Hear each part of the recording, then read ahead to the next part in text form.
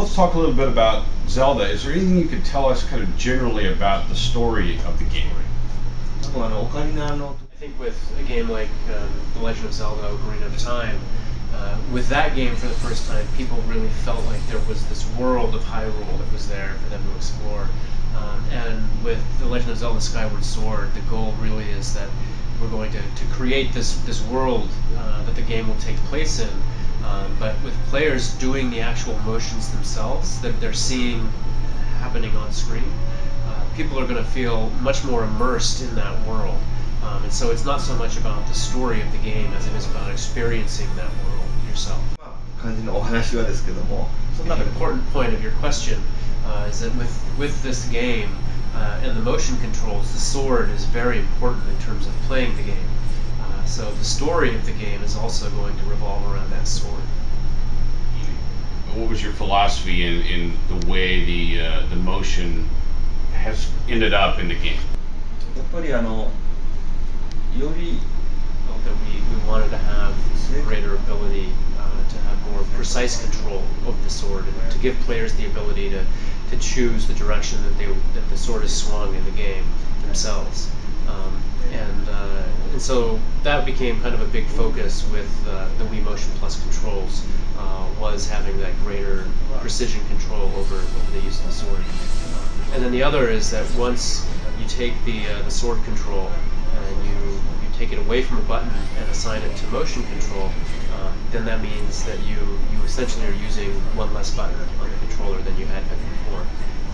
And so we looked at that and said, well, okay, if we take the sword on the right hand with the Wii remote and the shield in the left hand with the nunchuck, then we're able to streamline the controls even further, and hopefully what we can do is make it so that without using any buttons, with just straight motion, then you have complete control over Link's basic abilities. Originally, when we released the Wii remote, I thought that with the pointer functionality, that would be very useful for something like using the items in a Zelda game.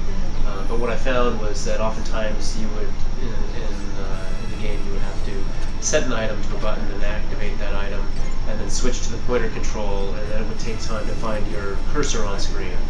And for me, it was kind of that gap between wanting to use the item and actually being able to use the item that caused me some frustration. And so this time what we've done is we're going to be taking advantage of both Wii Motion Plus and the sensor bar to make for a completely seamless transition from choosing the item to immediately being able to use it. And to me, that seamless transition from sword to item is something that's going to be very important in this game. Is there anything else about this game we want to touch on before we shift gears?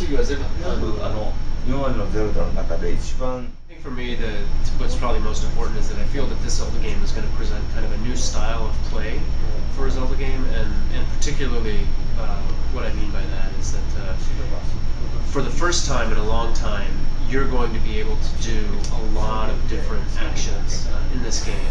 You, the player, will, and you'll be able to do it very simply with the play control and very intuitively, but there will be a tremendous amount of depth to what you can do.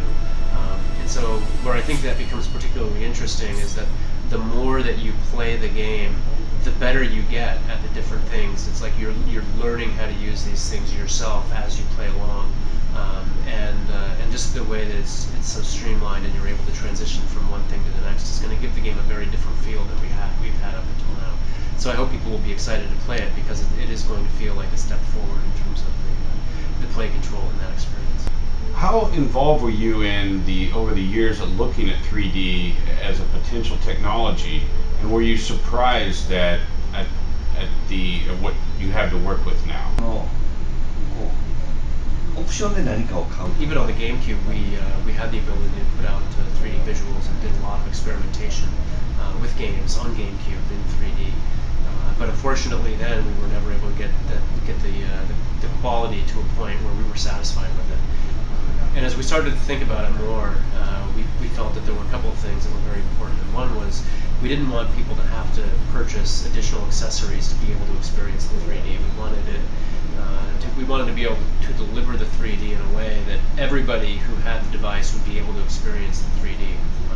And that's particularly important with something like a handheld device because it is a processor and the screen all in one.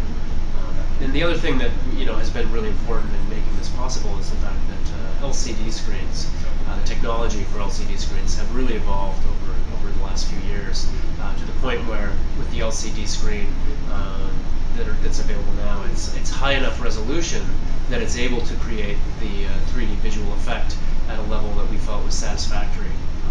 So by combining those advances with 3D with LCD's technology, coupling that with a portable handheld device, what that means is that everyone who buys the device, rather than having to put on glasses and buy a special TV and everyone sit down together with their own glasses to try to see it, anyone who has this portable device can immediately see the 3D effect themselves without anything else.